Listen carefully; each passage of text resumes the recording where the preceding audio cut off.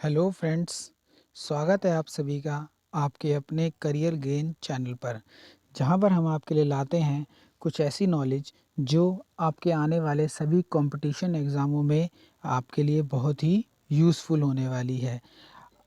आपके सीटेट का जो जनवरी में पेपर होने वाला है, उसके लिए हमने यहाँ पर सीटेट के जो पुराने पेपर हैं, उनकी प्रैक्टिस स्टार्ट की है। तो आज आप देख रहे हैं 2018 का दिसंबर का फर्स्ट पेपर, जहाँ पर आप देख सकते हैं कि इसमें ये पोर्शन देखिए, जो भाग फर्स्ट है, ये बाल विकास और शिक्षा शास्त्र है, जिसमें 1 से लेके 30 तक क्वेश्चन है। इसे थोड़ा लार्ज कर लेते हैं। देखिए, यहाँ पर फर्स्ट से लेके 30 क्वेश्चन तक आपके सीडीपी के हैं। गणित में है आपके 30 से 31 से 60 क्वेश्चन। उसके बाद आपका पर्यावरण है। इसके बाद देखिए भाषा है आपके पास। ये जो भाषा है, भाषा में देखिए, अगर आपने फर्स्ट भाषा इंग्लिश ली है, तो फिर सेकंड आपकी हिंदी होगी, और अगर आपने फर्स्ट भाषा हिंदी ले ली है, तो सेकंड भाषा आपकी इंग्लिश होगी। इस पेपर को हम पूरा ही यहाँ सॉल्व करेंगे, ताकि आपके आने वाले जनवरी का जो 2024 का सीटेट का पेपर है, उसके लिए आप अच्छी से अच्छी प्रैक्टिस कर सकें। तो आइए इसे स्टार्ट करते हैं। तो फर्स्ट पोर्शन है आपका बाल विकास और शिक्षा शास्त्र, इट मीन्स सीडीपी। तो देखिए स्टार्ट करते हैं इसे। तो आपका फर्स्ट क्वेश्चन है कि आनुवंशिकता और पर्यावरण की भूमिका के बारे में निम्नलिखित में से कौन सा सत्य है। तो आप यहाँ देख सकते हैं कि इनके ऑप्शन हैं। फर्स्ट, विकास की कुछ विकास के कुछ पहलू आनुवंशिकता और कुछ अन्य पर्यावरण से अधिक प्रभावित होते हैं। ये बात सही है कि विकास आपकी आनुवंशिकता और पर्यावरण दोनों को प्रभावित करता है। थर्ड है कि सीखने और प्रदर्शन करने की बच्चे की एक क्षमता जीनों द्वारा पूरी तरह से निर्धारित की जाती है। ये बात गलत है, पूरी तरह से निर्धारित नहीं होता। जो शिशु है या बालक है या स्टूडेंट है, उसका विकास पर्यावरण और आनुवंशिकता दोनों पर निर्भर करता है। थर्ड देखिए कि अच्छी देखभाल और पौष्टिक आहार बच्चे के किसी भी जन्मजात विकार को दूर कर सकता है। तो ये बात गलत है। आप जानते हैं कि जन्मजात विकार कैसे भी दूर नहीं हो सकते। और देखिए इसका लास्ट ऑप्शन जो है, इसका लास्ट ऑप्शन है आपके पास कि पर्यावरण केवल बच्चे के भाषा विकास में महत्वपूर्ण भूमिका निभाता है। ये बात पूरी तरह सही नहीं है। पर्यावरण से उसमें सारे ही सभी तरह का विकास होता है। तो अब आपके जो 4 ऑप्शन हैं, आपको देखना है कि इनमें से मोस्ट एप्रोप्रिएट आंसर कौन-सा होगा। तो आपका फर्स्ट आंसर ही सबसे अच्छा है इसमें, जिसमें कहा गया है कि बच्चे का जो विकास है, वो उसके आनुवांशिक और पर्यावरण दोनों ही पहलुओं पर निर्भर करता है। देखिए, क्योंकि हमें पूरा ही पेपर करना है, तो अब मैं जल्दी-जल्दी से हर एक क्वेश्चन का आंसर बताता हुआ चलूँगा, ताकि आप अपनी अच्छी प्रैक्टिस कर सकें। तो देखते हैं नेक्स्ट क्वेश्चन। तो नेक्स्ट क्वेश्चन है कि निम्नलिखित में से देखिए, निम्नलिखित में से कौन-सा कथन पियाजे के सिद्धांत के अनुसार कहा नहीं जा सकता। अब हमें यहाँ पर पियाजे का जो जीन पियाजे थे, इनका सिद्धांत याद होना चाहिए। मैं यहाँ आपको डायरेक्ट आंसर बता रहा हूँ, तो इसका आंसर है थर्ड, निरंतर अभ्यास से अधिगम होता है। ये पियाजे ने बात अपने सिद्धांत में नहीं कही है। तो आपका आंसर है थर्ड कि निरंतर अभ्यास से अधिगम होता है। नेक्स्ट क्वेश्चन देखिए। नेक्स्ट क्वेश्चन है आपका थर्ड कि निम्नलिखित में से कौन सी पूर्व संक्रियात्मक विचार की एक सीमा नहीं है। यहाँ पर आपका आंसर होगा सेकंड, प्रतीकात्मक विचार का विकास। नेक्स्ट क्वेश्चन देखिए। तो डैश के अलावा आप देख सकते हैं कि डैश के अलावा निम्नलिखित निम्नलिखित कारणों में से खेल युवा बच्चों के विकास में एक महत्वपूर्ण भूमिका निभाता है। तो यहाँ पर आपका आंसर है थर्ड, यह समय बिताने का एक सुखद तरीका है।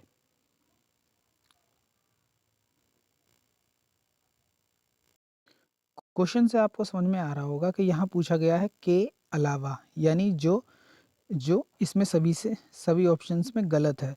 तो यही बात गलत है कि यह समय बिताने का तरीका नहीं है, और आपको यही पूछा गया है, तो यही यहाँ आपका आंसर है। आपका नेक्स्ट क्वेश्चन है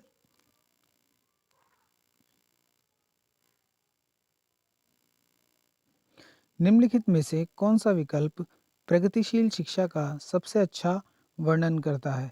आपका आंसर है फर्स्ट, करके सीखना, परियोजना विधि, सहयोग से सीखना। नेक्स्ट देखिए, प्रगतिशील शिक्षा के बारे में आप देख सकते हैं कि प्रगतिशील शिक्षा के बारे में निम्नलिखित में से कौन सा कथन बताता है, शिक्षा स्वयं ही जीवन है।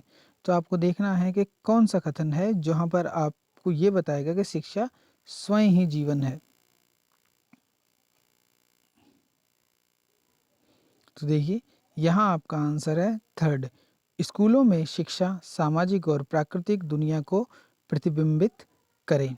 नेक्स्ट क्वेश्चन है आपका कि कोहलबर्ग के सिद्धांत के योगदान के रूप में कोहलबर्ग के सिद्धांत के योगदान के रूप में निम्नलिखित में से किसे माना जाता है? अब हमें कोहलबर्ग का सिद्धांत आना चाहिए, वो पूरा हम यहाँ डिस्कस नहीं कर सकते, तो यहाँ पर हम सीधा आंसर पे आते हैं। उनके सिद्धांत ने संज्ञानात्मक परिपक्वता और नैतिक परिपक्वता के बीच एक सहयोग का समर्थन किया है। नेक्स्ट देखिए, निकटवर्ती निकटवर्ती विकास का क्षेत्र संदर्भित करता है। इनमें से किसे संदर्भित करता है?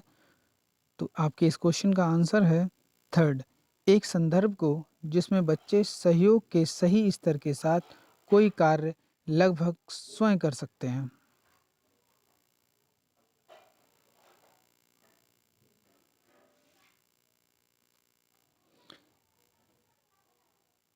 एक उभयलिंगी व्यक्तित्व, देखिए आप जानते हैं कि उभयलिंगी किसे कहते हैं? जिनमें स्त्रीलिंग पुल्लिंग दोनों के लक्षण हो उन्हें आप कहेंगे उभयलिंगी। तो यहाँ पर इसका आंसर आपको मिलेगा में आमतौर पर माने गए मर्दाना और स्त्री गुणों का समायोजन होता है। तो उभयलिंगी का मतलब है जिसमें स्त्रीलिंग और पुल्लिंग दोनों के ही लक्षण हो। नेक्स्ट क्वेश्चन देखिए,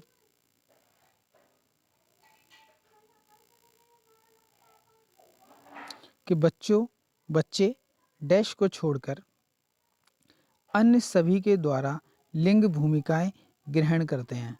यानी कहाँ कौन सी ऐसी जगह है जहाँ बच्चे लिंग की भूमिका का ज्ञान नहीं प्राप्त करते हैं, यानी जहाँ पर उनमें लिंग के आधार पर भेदभाव नहीं किया जाता है। तो इसका आंसर है, देखिए इन सभी में देखिए यहाँ पर आपको आंसर मिलेगा ट्यूशन, क्योंकि संस्कृति में भी कुछ ऐसे रीति रिवाज हैं जो महिलाओं के लिए हैं और कुछ पुरुषों के लिए हैं, और समाज तो लिंग को ही बढ़ावा देता है। और देखिए मीडिया, यहाँ पर भी आपको लिंग की बहुत भूमिका मिलेगी। तो ट्यूशन या स्कूल एक ऐसी संस्था है जहाँ पर लिंग के आधार पर बच्चों में कोई भेदभाव नहीं किया जाता और उन्हें बराबर मौका दिया जाता है। नेक्स्ट क्वेश्चन देखिए, कि मानकीकृत परीक्षणों की आलोचना में से एक यह है कि, तो इसका आंसर है आपका फर्स्ट, वे मुख्य रूप से मुख्य धारा की संस्कृति का प्रतिनिधित्व करते हैं और इसलिए पक्षपाती हैं। नेक्स्ट क्वेश्चन देखिए, एकाधिक बुद्धिमानी का सिद्धांत कहता है कि बुद्धि कई प्रकार की हो सकती है, और शायद आप बुद्धि के प्रकार पढ़ चुके हैं, अगर आप तैयारी कर रहे हैं तो आप बुद्धि के कई प्रकार पढ़ चुके होंगे। नेक्स्ट क्वेश्चन देखिए, शिक्षक सीखने के लिए मूल्यांकन और सीखने के मूल्यांकन दोनों का उपयोग कर सकते हैं। इसका आंसर है आपका फर्स्ट, बच्चों की प्रगति और उपलब्धि स्तर को जानने में। क्वेश्चन नंबर 15 देखिए, निम्नलिखित में से कौन सा सतत और व्यापक मूल्यांकन से संबंधित नहीं है? तो यहाँ पर आंसर है आपका 4, यह बच्चे को धीमे, खराब या बुद्धिमान के रूप में चिन्हित करने में उपयोगी होता है। क्योंकि यहाँ पर देखिए नहीं पूछा गया था जो गलत है, तो यही है कि जहाँ पर हम बच्चे को धीमा, खराब और बुद्धिमान इस तरह बच्चे में जहाँ वर्गीकरण कर दें, वो चीज़ बच्चे के लिए गलत होती है, इसलिए आपको यही आंसर देना था।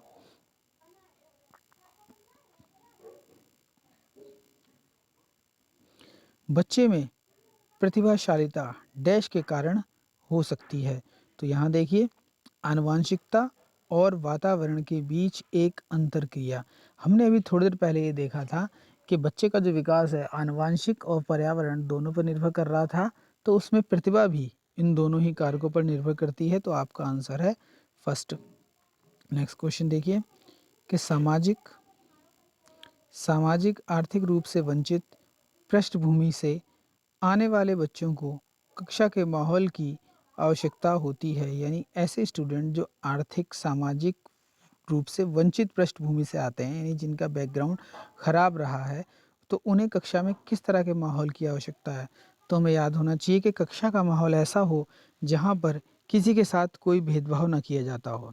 तो इसका आंसर है सेकंड, उनके सांस्कृतिक और भाषाई ज्ञान को महत्व देता है तथा उनका उपयोग करता है। तो जब हम कक्षा में उनके सांस्कृतिक और भाषा के ज्ञान को महत्व देंगे, तो उन्हें रुचि आएगी इस माहौल में रहने की। और हमें ऐसे ही विद्यालय का या कक्षा का निर्माण करना है जहाँ पर बच्चा रुचि लेता हो। तो देखिए, तो आप जानते हैं कि इसका आंसर है सेकंड। तो आप क्वेश्चन नंबर 18 देखिए कि कक्षा में सृजनात्मक और प्रतिभाशाली बच्चों के लिए आवश्यक हस्तक्षेप निर्भर करता है। किस पर निर्भर करता है? फर्स्ट, शिक्षक द्वारा अनुकूलित और प्रेरक निर्देशन तरीकों के उपयोग पर। यानी शिक्षक इस तरह के तरीके, इस तरह की मेथड क्लास में यूज़ करे जो बच्चों के लिए प्रेरक हो और उनके अनुकूल हो। क्वेश्चन नंबर 19 देखिए, अति संवेदनशील बच्चे को सीखने में मदद करने के लिए निम्नलिखित में से कौन सा तरीका उपयुक्त नहीं है। अब देखिए यहाँ नहीं पूछा गया है, तो जब आपसे क्वेश्चन में नहीं, अलावा इस तरह के आंसर पूछे जाते हैं, तो आपको ये देखना है कि इन ऑप्शनों में से कौन सा ऐसा है जो सबसे गलत होगा। जैसे इसको करने के लिए हम एक बार सारे ऑप्शन पढ़ लेते हैं। देखिए फर्स्ट को अगर आप पढ़ते हैं तो आपको देख सकते हैं कि एक कार्य को छोटे प्रतिबंधनीय खंडों में तोड़ना, फर्स्ट ऑप्शन। सेकंड, अधिगम के वैकल्पिक तरीकों की पेशकश, इसमें भी कोई नेगेटिव बात नहीं है। थर्ड, दैनिक कार्यक्रम में शारीरिक गतिविधि का समावेश, इसमें भी कोई नेगेटिव बात नहीं है। आप जो भी आपके दैनिक कार्यक्रम है, कि स्टूडेंट के कार्यक्रम है, उनमें शारीरिक गतिविधि होनी चाहिए। लेकिन अगर आप फर्स्ट ऑप्शन देखते हैं, तो फर्स्ट ऑप्शन में दिया गया है बेचैन होने पर अक्सर उसे फटकार लगाना। तो बच्चे के लिए डांटना, फटकारना, ये एक नेगेटिव पॉइंट है। तो इस तरह के पॉइंट को पहचान कर आप समझ जाएं कि यही है जो बच्चे के लिए नहीं होना चाहिए, और उसने पूछा है नहीं। तो अगर क्वेश्चन में इस तरह से आपसे पूछा जाता है कि कौन सा है जो नहीं है या अलावा है, तो आप सारे ऑप्शन पढ़ेंगे, इसमें से छांटेंगे कि कौन सा गलत है, और समझ जाएंगे कि आपका वही आंसर है। तो आंसर है आपका फोर्थ। ये क्वेश्चन में हमने कुछ ज़्यादा टाइम लिया, लेकिन आगे हम थोड़ा जल्दी करेंगे। देखिए नेक्स्ट क्वेश्चन है कि अलग अलग सोच वाले पैटर्न उन बच्चों की पहचान करते हैं जो, तो देखिए यहाँ पर आंसर है आपका थर्ड, सृजनात्मक हैं, क्योंकि उनकी जो सोच है ज़्यादा अलग अलग चीज़ों को सोच सकती है। तो इस तरह के बच्चों को हम सृजनात्मक कहते हैं। क्वेश्चन नंबर 21 देखिए, निम्नलिखित में से कौन सा शिक्षक द्वारा कक्षा में बच्चों के लिए समस्या हल करने के तरीके का वर्णन नहीं कर सकता? नहीं। अब समझ जाइए, यहाँ भी आपको नेगेटिव आंसर ढूंढना है। जो नेगेटिव है वही आपका आंसर, यानी स्टूडेंट के लिए या बच्चे के लिए जो पॉइंट नेगेटिव है वही आपका आंसर होगा। अब देखिए, तो यहाँ आंसर है फोर, अभिसरण उत्तर वाले प्रश्न पूछना। नेक्स्ट क्वेश्चन देखते हैं, निम्नलिखित में से कौन सा एक संवेग है? तो अब आपको संवेग याद होने चाहिए, ये याद करने वाली चीज़ है। तो यहाँ मैं आपको सीधा ही बता रहा हूँ कि यहाँ पर आपका आंसर है 22 का टू, डर। ये बच्चे के लिए एक संवेग है। नेक्स्ट क्वेश्चन देखिए कि 3 साल का बच्चा बताता है कि दूध बूथ पर एक मशीन द्वारा दूध का उत्पादन होता है। निम्नलिखित में से कौन सा बच्चे की समझ का सबसे अच्छा स्पष्टीकरण प्रदान करता है? तो यहाँ पर आपका आंसर है, बच्चे का जवाब दूध बूथ से दूध खरीदने के अपने अनुभव के आधार पर है। ठीक है, यही सबसे अप्रोप्रिएट आंसर मिलता है आपको यहाँ पे। क्वेश्चन नंबर 24 देखिए, निम्नलिखित में से कौन सा शिक्षक की भूमिका का सबसे अच्छा वर्णन करता है? तो यहाँ आंसर है आपका आराम के लिए जगह बनाना, जहाँ बच्चे संवाद और पूछताछ के माध्यम से सीखते हैं। तो एक कक्षा का माहौल इसी तरह होना चाहिए जहाँ पर सभी बच्चों को आराम महसूस हो और वो आपस में बात करके एक दूसरे से चीज़ों को सीख सकें। ये हम प्राथमिक और जूनियर स्तर पर बात कर रहे हैं। देखिए क्वेश्चन नंबर 25 है कि निम्नलिखित में से कौन सी कक्षा समृद्ध शिक्षा को प्रोत्साहित करती है? तो इसका आंसर है सेकंड, वह कक्षा जिसमें खुली गतिविधि कोने होने हो होती हों और विभिन्न प्रकार के बाल साहित्य खुली ताक यानी शेल्फ पे रखी हो यानी खुली मेज पे रखी हों, जो दिन भर के किसी भी समय प्राप्त की जा सकें। तो इस तरह के माहौल में बच्चा जल्दी सीखता है। क्वेश्चन नंबर देखिए 26, तो यहाँ पर है कि निम्नलिखित में से कौन सा कक्षा में पाठ्य पुस्तकों की भूमिका का सबसे अच्छा वर्णन करता है?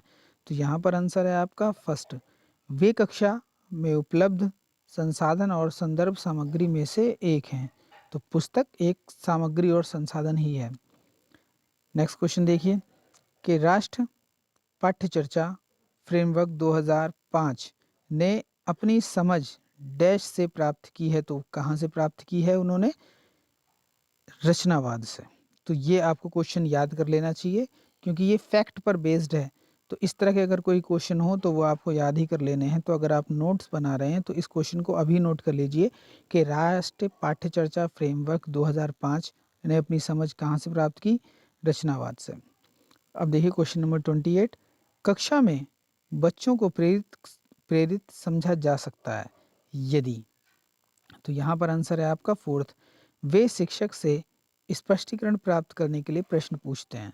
तो बच्चा प्रेरित है इसीलिए वो प्रश्न पूछ रहा है। क्वेश्चन नंबर 29 देखिए कि निम्नलिखित में से कौन सा बच्चों में अधिगम में सुधार करने के लिए सबसे अधिक उपयुक्त है? तो यहाँ आंसर है आपका फोर्थ, बच्चों को वास्तविक जीवन स्थितियों पर बच्चों को एक दूसरे के साथ बातचीत करने में मदद करनी चाहिए यानी वास्तविक जीवन की जो इस परिस्थितियाँ होती हैं वहाँ पर उन्हें आपस में बात करनी चाहिए। तो आपका सीडीपी का लास्ट क्वेश्चन है कि अनुशासन जो अधिगम वातावरण में एक महत्वपूर्ण भूमिका निभाता है किस तरह की मदद करता है? आंसर है इसका फर्स्ट, बच्चों को अपनी शिक्षा को विनियमित और मॉनिटर करने के लिए। इस तरह से आपका यहाँ सीडीपी का सेक्शन खत्म होता है। अब हम देखते हैं इसका भाग सेकंड जो कि है आपका मैथ। और आप जानते होंगे कि जो सीटेट है, सीटेट में आप चाहे साइंस लें, मैथ लें, एसएसटी लें, कोई भी सब्जेक्ट लेते हैं, इसमें सभी पोर्शंस में आपको हाफ नंबर की सीडीपी मिलती है। तो यहाँ पर आप मैथ पढ़ रहे हैं तो यहाँ मैथ में भी सीडीपी मिलेगी आपको। तो क्वेश्चन देख रहे हैं आप कि प्राथमिक कक्षाओं में बच्चे गणित में क्या सीखते हैं? इन इसके आकलन का ध्यान किस पर नहीं होना चाहिए?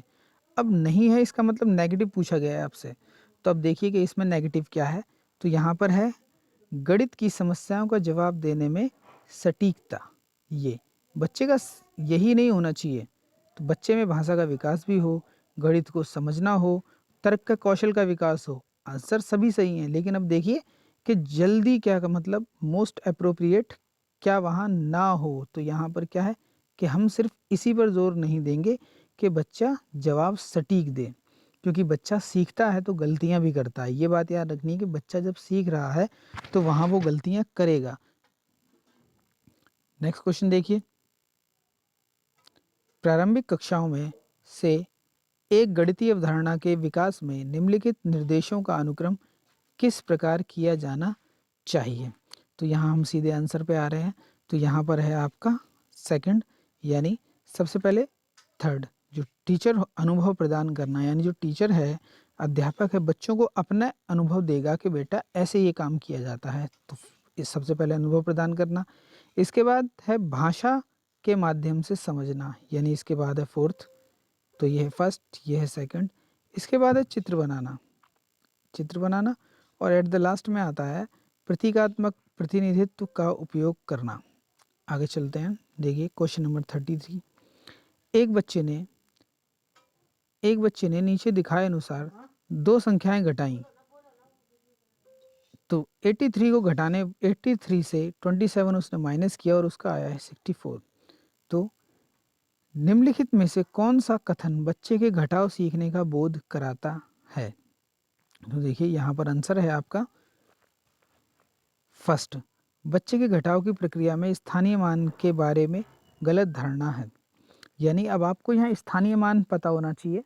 तो स्थानीय मान के आधार पे हमने बताया कि बच्चे में जो स्थानीय मान का कॉन्सेप्ट है वो उसमें क्लियर नहीं है।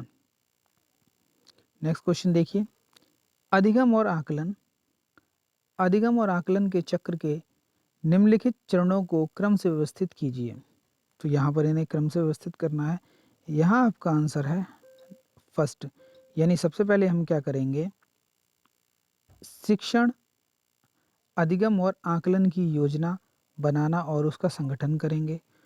उसके बाद आप आएंगे शिक्षण अधिगम के साथ एकीकृत आकलन होगा। उसके बाद प्रगति रिपोर्ट का विकास होगा और लास्ट में बच्चों के अधिगम और प्रगति की प्रतिपुष्टि की रिपोर्टिंग और उनका संचार करेंगे। तो इस तरह ऑप्शन हुआ आपका फर्स्ट। तो कुछ नेक्स्ट क्वेश्चन देखिए, रोमन अंकों का उपयोग आमतौर पर हिंदू अरबी अंकों जैसी संख्याओं के लेखन में क्यों नहीं किया जाता? तो आंसर है फर्स्ट, रोमन अंक स्थानीय मान का नियोजन नहीं करते हैं, इसलिए इन अंकों का उपयोग करके गणना करना मुश्किल होता है। नेक्स्ट क्वेश्चन देखिए, एक शिक्षक अपनी कक्षा में बच्चों को उनके परिवेश में मौजूद वस्तुओं के भौतिक गुणों को अपने शब्दों में समझाने के लिए प्रोत्साहित करता है। अपने छात्र के साथ ऐसी गतिविधि करने के पीछे शिक्षक का सबसे उचित उद्देश्य क्या है? तो इसका आंसर है आपका थर्ड। देखिए इसे, कि बच्चों को औपचारिक रूप से किसी वस्तु के भौतिक गुणों का निरीक्षण करने का अवसर देता है। जब आप बच्चे के साथ बातचीत करेंगे तभी वो अपने विचार वहाँ पर रख सकेगा, जो आकारों के बारे में उनकी समझ को गहन बनाता है। नेक्स्ट क्वेश्चन देखिए, अशिक्षित दुकानदार द्वारा उपयोग किए जाने वाले गणित, ये फैक्ट बेस्ड है, ये आपको याद होना चाहिए। फोर्थ, की संबंधित समस्याओं को हल करने में वैकल्पिक रणनीति के रूप में कक्षाओं में शिक्षकों द्वारा चर्चा की जानी चाहिए।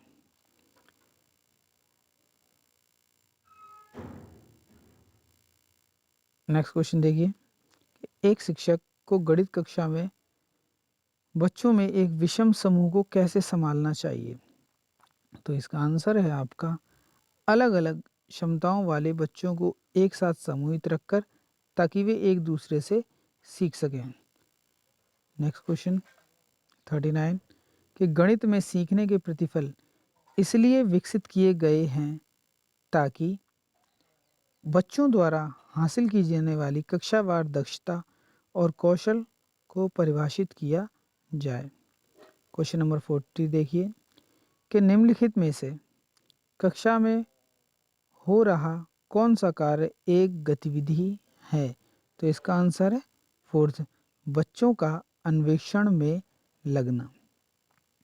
नेक्स्ट क्वेश्चन है आपका, बच्चों के बीच गिनती के कौशल को विकसित करने के लिए निम्नलिखित में से कौन सा पूर्व संख्या अवधारणा के रूप में सीखने के लिए आवश्यक नहीं है? तो यहाँ पर है संख्या नाम यादृच्छिक रूप से पढ़ना। यादृच्छिक को हम इंग्लिश में रैंडम कहते हैं। नेक्स्ट क्वेश्चन देखिए, एक बच्चे से यह पूछने पर कि क्षेत्रफल क्या है, उसने लंबाई गुणा चौड़ाई उत्तर दिया। क्षेत्रफल की अवधारणा के बारे में बच्चे की समझ के बारे में आप क्या कह सकते हैं? तो यहाँ पर है कि बच्चे ने किसी भी बंद आकार के क्षेत्रफल के सामान्य विचार को आयत के क्षेत्रफल के रूप में उपयोग किया, यानी उसने बस वो फॉर्मूला याद किया है कि क्षेत्रफल बराबर होता है लंबाई गुणा चौड़ाई। नेक्स्ट क्वेश्चन देखिए, कि गणित सीखने के संबंध में निम्नलिखित में से कौन सा कथन सत्य है? तो यहाँ पर आंसर है हर कोई गणित सीख सकता है, यही सत्य है। नेक्स्ट क्वेश्चन, कि पाइथागोरस प्रमेय को सीखने के लिए एक शिक्षक ने एक शीट वितरित की जिस पर समकोण वाले 4 त्रिभुजों को खींचा गया था और बच्चे को त्रिभुज की भुजाओं के बीच संबंध खोजने के लिए कहा जाता है। उपयुक्त परिस्थिति में शिक्षक ने प्रयोग किया, तो शिक्षक ने क्या प्रयोग किया? आगमन विधि का। अब यहाँ पर आपको आगमन विधि, निगमन विधि, व्याख्यान विधि, इन चारों विधियों का पता होना चाहिए कि किस विधि में क्या किया जाता है। नेक्स्ट क्वेश्चन देखिए, निम्नलिखित में से कौन सा कथन संकल्पना मानचित्र के बारे में सत्य नहीं है? तो अब आप सारे ऑप्शन देखेंगे और वही देखेंगे और इसमें से आपको चूज करना है कि कौन सा गलत है। जो गलत है वही आपका आंसर है। तो यहाँ आंसर है सेकंड, संकल्पना मानचित्र केवल शिक्षकों द्वारा बनाया जाना चाहिए, जो कि ये बात गलत है। नेक्स्ट क्वेश्चन देखिए 46 के आपको एक नंबर दिया गया है 2/3 प्लस 4/5 है, यानी आपको सिंपल से इसे सॉल्व करना है और बताना है कि यहाँ पर क्या आएगा। तो आप इसे सॉल्व कर सकते हैं। आप जानते हैं कि आंसर आएगा आपका थर्ड, ओ सॉरी, आंसर आएगा थर्ड, एक सही 7/15। दिए गए नेक्स्ट क्वेश्चन के दिए गए आकारों के लिए निम्नलिखित में से कौन सा कथन ठीक नहीं है?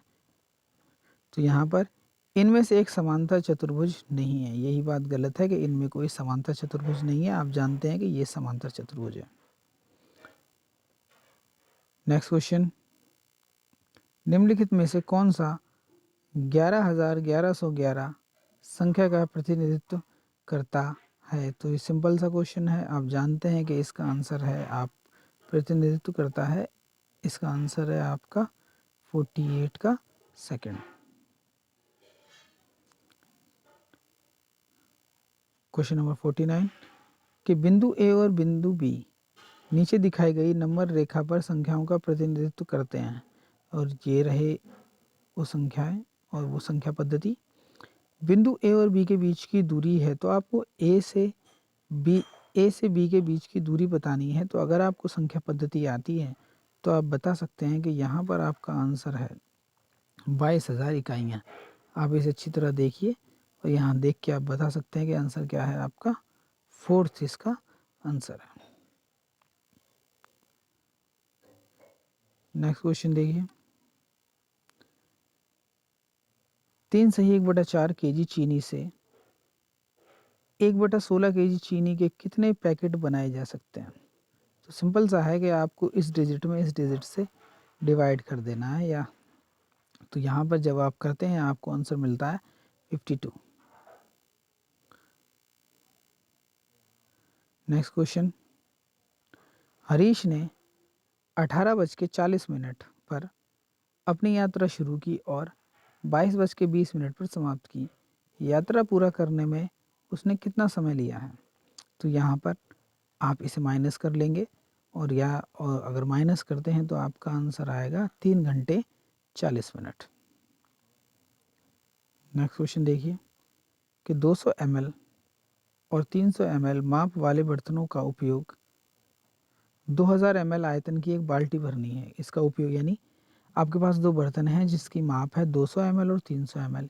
इनका उपयोग करके आपको 2000 ml के आयतन की एक बाल्टी भरनी है। तो आपको ये बताना है कि 2000 ml और 3000 ml के बर्तनों द्वारा क्रमशः बाल्टी भरने के लिए बर्तनों के निम्नलिखित में से कौन सा सही नहीं है? तो आपको फिर से वो करना है जो गलत है। तो यहाँ पर हम हिट और ट्रायल मेथड यूज़ कर सकते हैं, और अगर आप ऐसा करते हैं तो आपको पता चलेगा कि यहाँ पर आंसर है 4, 6 और 3। नेक्स्ट क्वेश्चन देखिए, क्वेश्चन नंबर 53, तो निम्नलिखित में से ये एक नंबर है सॉरी का सबसे अच्छा अनुमान कौन सा है? यानी आपको देखना है कि इस कंडीशन में यहाँ कौन है जो इस कंडीशन को फुलफिल करता है।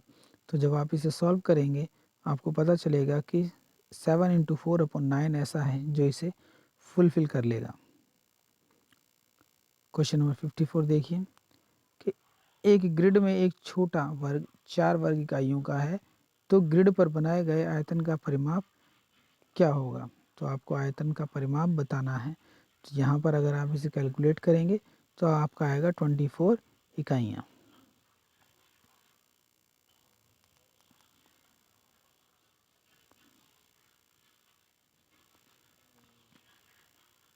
नेक्स्ट क्वेश्चन देखिए, एक बच्चे ने 5 स्थितियों में से प्रत्येक में 75 अंक प्राप्त किए।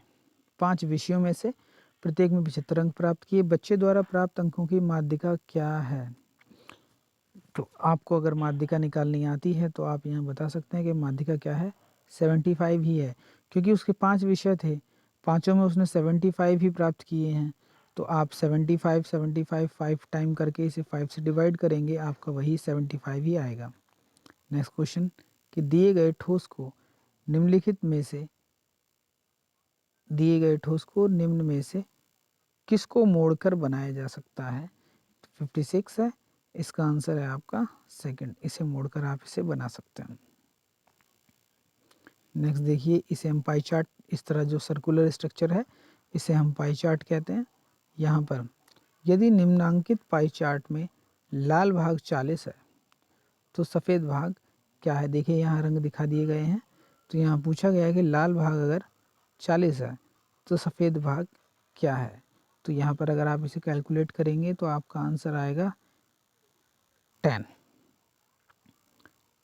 तो आपके नेक्स्ट क्वेश्चन है कि निम्नांकित ठोस आकार का निरीक्षण कीजिए। तो आप देखिए ये एक ठोस आकार है, निम्न में से कौन सा दिए गए ठोस का है जो ऊपरी दृश्य है? तो आपको ये बताना है कि कौन सा है जो इसका ऊपरी दृश्य है। तो आप जानते हैं कि इसका आंसर है फर्स्ट। 59 देखिए, निम्नलिखित में से किसकी लागत अधिक है? तो ये आपको स्थितियां दी गई हैं कि 250 रुपये पैकेट वाले 200 पैकेट और 250 रुपये प्रत्येक वस्तु के 20 दर्जन। तो इसे आप समझ सकते हैं कि यहाँ पर आपका आंसर आने वाला है सेकंड, यानी ये इसकी लागत अधिक है। अब देखिए ये क्वेश्चन है, ये सम संख्यक पदों का योग करना है आप, और आप जानते हैं कि इस कंडीशन में योग क्या होगा, ज़ीरो हो जाएगा। क्यों, सॉरी, यहाँ पर ये क्या होगा, ज़ीरो होगा, क्योंकि जो प्लस है वही माइनस है। फिर से प्लस, फिर से माइनस, तो आप जितना प्लस कर रहे हैं उतना ही माइनस करते जा रहे हैं। तो यहाँ पर क्या आएगा, आपका ज़ीरो ही आने वाला है। इस तरह आपका मैथ का पार्ट ख़त्म होता है। अब हम आते हैं इसके थर्ड पार्ट पर, जो कि क्या है, पर्यावरण अध्ययन है। तो ये हम सभी को तो याद ही करना है। तो अगर कोई ऐसा पॉइंट हो जो आपको याद ना हो तो आप फ़ौरन उसे नोट कर सकते हैं, वरना आप हमारे साथ इसी तरह प्रैक्टिस करिए। तो देखिए,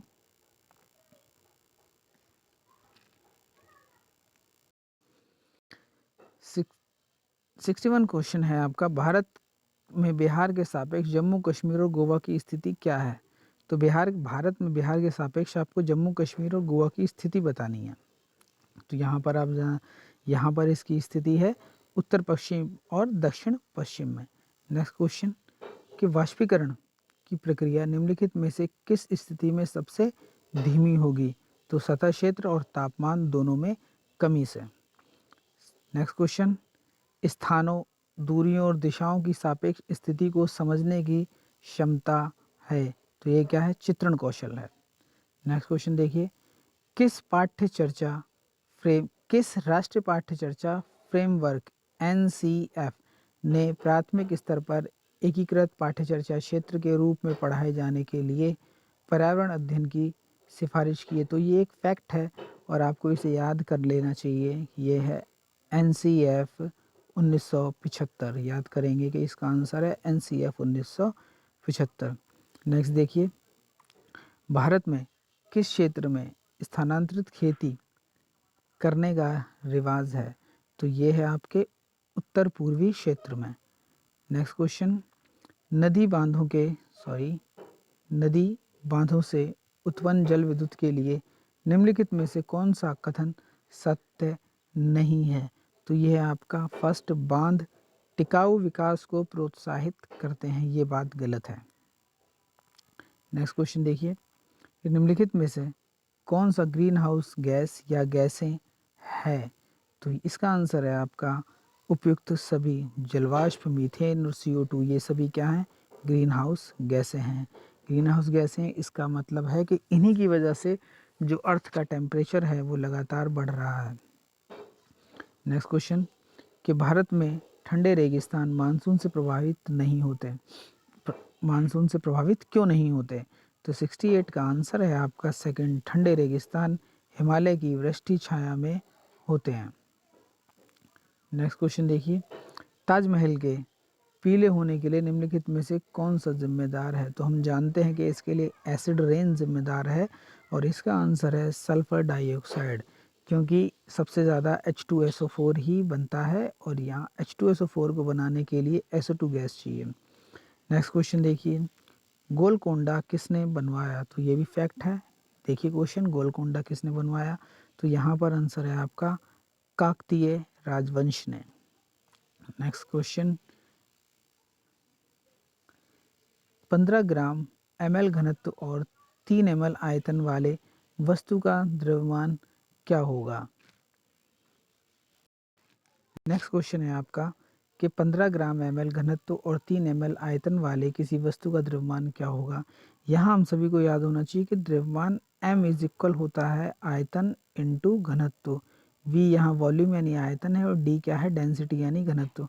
तो यहाँ पर आप 15 गुणा 3 कर देंगे, जो भी आपका आंसर आएगा वही घनत्व है। तो आपको इसे मल्टीप्लाई करने पे आप जानते हैं 15 45 आंसर आएगा आपका 45 ग्राम। नेक्स्ट क्वेश्चन देखिए, निम्नलिखित में से कौन सी अदिश राशि है? तो आप जानते हैं कि ऐसी राशियां जिन्हें प्रदर्शित करने के लिए कहीं भी दिशा की आवश्यकता नहीं होती, उन्हें हम अदिश राशियां कहते हैं और इसका आंसर है द्रव्यमान। नेक्स्ट क्वेश्चन देखिए, एक ऐसी वस्तु जिसमें कोई प्रकाश किरण गुजर नहीं सकती कहलाती है? आप जानते हैं कि जहाँ नहीं गुजर सकती उसे हम कहते हैं अपारदर्शी।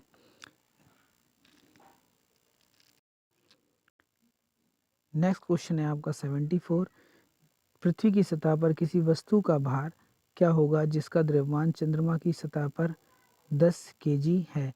देखिए यहाँ पर हम इस क्वेश्चन में बात नहीं करेंगे, क्योंकि बोर्ड जो भी आपका सीटेट का बोर्ड था उसने इस क्वेश्चन पे चाहे कोई भी आंसर क्यों ना लगा दिया जाए, इन सभी को उसने इक्वल नंबर दिए थे। तो आप याद रखेंगे ये वहाँ पर एक विवादित प्रश्न था, क्योंकि आप जानते हैं कि 60 न्यूटन हो या 60 किलोग्राम हो, ये एक ही बात होती है। नेक्स्ट क्वेश्चन देखिए, एक विलय का विघटन दर एक विलय का विघटन दर डैश पर निर्भर करता है। तो विलय का विघटन दर किस पर निर्भर करेगा? थर्ड पर, सतह के तापमान पर। नेक्स्ट क्वेश्चन देखिए कि सुषमा चाहती है कि उसके छात्रों को पेड़ों के संरक्षण के लिए संवेदनशील बनाया जाए। निम्नलिखित में से कौन सी ऐसा करने की सबसे उपयुक्त रणनीति है? तो इसमें अच्छी है फोर्थ, कि बच्चों को एक पौधे को अपनाने और पोषित करने में मदद करना। नेक्स्ट क्वेश्चन देखिए, अभय ने अभय ने अपने छात्रों से उन बीमारियों पर समूह में एक सर्वेक्षण करने के लिए कहा जिनसे उनके पड़ोस के लोग पीड़ित थे। पाठ्यपुस्तक में सर्वेक्षण का उल्लेख नहीं किया गया है। इस शिक्षण अधिगम की रणनीति के लिए कौन सा विकल्प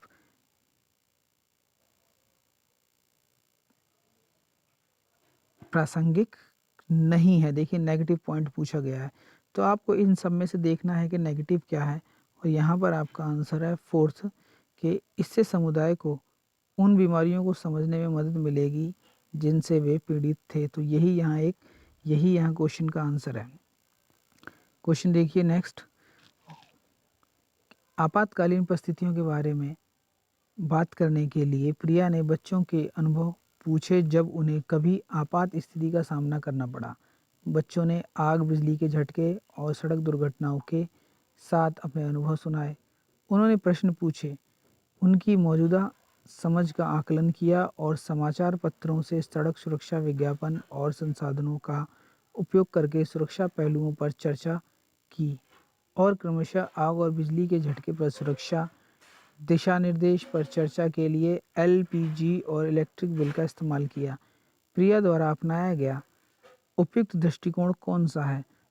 तो इतना अगर आपने ध्यान से पढ़ा है तो आप जान गए होंगे कि प्रिया ने यहाँ पर अन्वेषण विधि का उपयोग किया, क्योंकि उसने बच्चों को सब समझाया है। नेक्स्ट क्वेश्चन, कि समुदाय एक महत्वपूर्ण शिक्षण और अधिगम संसाधन है, क्योंकि इसका आंसर है आपका थर्ड, यह वास्तविक परिस्थिति में सीखने का अवसर प्रदान करता है। नेक्स्ट क्वेश्चन कि ईवीएस यानी ये एनवायरनमेंट पर्यावरण की बात कर रहा है। शिक्षण अधिगम में कक्षा में प्राप्त अधिगम को विद्यालय के बाहर के जीवन से जोड़ने और इसे समृद्ध करने का तात्पर्य है। पाठ्य पुस्तकों से बाहर जाना।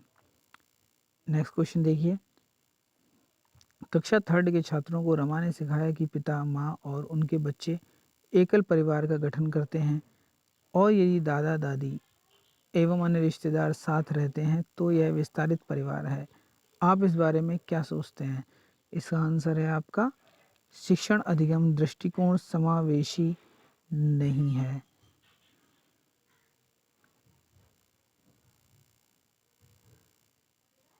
नेक्स्ट क्वेश्चन, निम्नलिखित में से कौन सी ईवीएस कक्षा में गतिविधि है या गतिविधियां हैं? तो ऐसे कौन सी है जो आपको पर्यावरण की कक्षा में उपयोग करनी चाहिए? इसका आंसर है आपका उपयुक्त सभी। हमें श्याम पट्ट, फील्ड भ्रमण, चित्र पढ़ना सभी का उपयोग करना चाहिए। नेक्स्ट क्वेश्चन देखिए, पर्यावरण अध्ययन पाठ्यक्रम बच्चों की समग्र शिक्षा का कारण बन सकता है। यदि यह है तो आप ये बच्चों का जो पर्यावरण का पाठ्यक्रम है किस तरह का होना चाहिए? तो ये होना चाहिए उपयुक्त सभी प्रकार का, यानी एकीकृत हो, समावेशी हो और विषयगत हो। नेक्स्ट क्वेश्चन कि ईवीएस पाठ्य पुस्तक में सपेरों का एक अध्याय है। इसका उद्देश्य बच्चों को जागरूक करना और संवेदनशील बनाना है। तो इसका है कि सपेरे सांपों को नुकसान नहीं पहुंचाएं और उन्हें अपनी आजीविका से वंचित करने से पहले विकल्पों को प्रदान करने की आवश्यकता है। नेक्स्ट क्वेश्चन कि विद्यालय में मिड डे मील के समय के लिए कौन सा सबसे प्रासंगिक है? तो यहाँ पर कौन सा सबसे प्रासंगिक है? यह ईवीएस शिक्षण अधिगम के लिए एक अच्छा शिक्षण अधिगम का अवसर है। नेक्स्ट क्वेश्चन, पर्यावरण अध्ययन के संदर्भ में बोझ के बिना सीखना क्या कहलाता है? तो आंसर इज थर्ड, अबोध का भार कम करने की जरूरत है। नेक्स्ट क्वेश्चन देखिए, ईवीएस कक्षा में समूह में सीखने का क्या उद्देश्य है? तो इसका उद्देश्य है सहयोग के मूल्यों को लागू करने और एक साथ काम करने के लिए प्रत्येक बच्चे को सक्रिय रूप से भाग लेने और सीखने में सक्षम बनाना। नेक्स्ट क्वेश्चन, बाला का पूरा नाम क्या है? तो ये एक फैक्ट है, आपको यहाँ याद ही करना है कि अधिगम सहायक के रूप में बिल्डिंग। नेक्स्ट क्वेश्चन, वैकल्पिक ढांचे का क्या अर्थ है? वैकल्पिक ढांचे का क्या अर्थ है?